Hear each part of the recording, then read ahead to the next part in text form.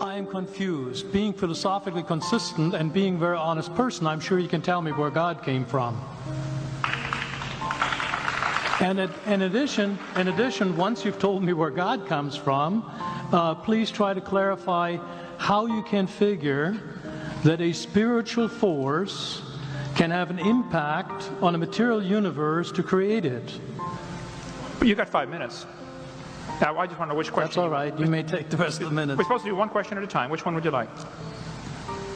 That was part of the format for the debate. So which question? I want you to fill in the story of the rest of the beginning of the universe. God, spiritual matter, impact on material matter. Okay. So 2 questions. All right.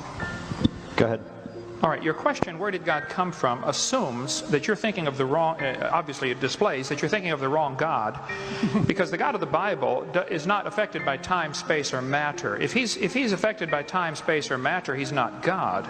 Time, space, and matter is what we call a continuum. All of them have to come into existence at the same instant, because if there were matter but no space, where would you put it? If there were matter and space but no time, when would you put it? You cannot have time, space, or matter independently. They have to come into existence simultaneously. The Bible answers that in 10 words. In the beginning, there's time. God created the heaven, there's space, and the earth. There's matter.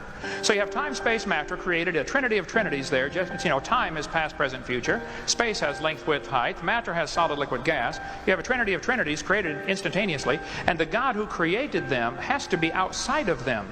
If he's limited by time, he's not God. The guy who created this computer is not in the computer. He's not running around in there changing the numbers on the screen, okay? The God who created this universe is outside of the universe. He's above it, beyond it, in it, through it. He's unaffected by it.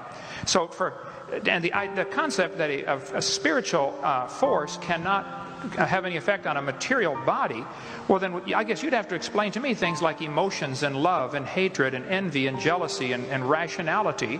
I mean, if your brain is just a random collection of chemicals that formed by chance over billions of years, how on earth can you trust your own reasoning processes and the thoughts that you think?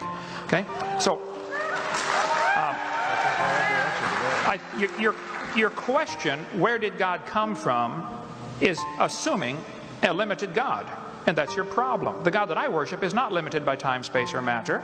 If I could fit the infinite God in my 3-pound brain, he would not be worth worshiping, that's for certain. So that's the God that I worship. Thank you.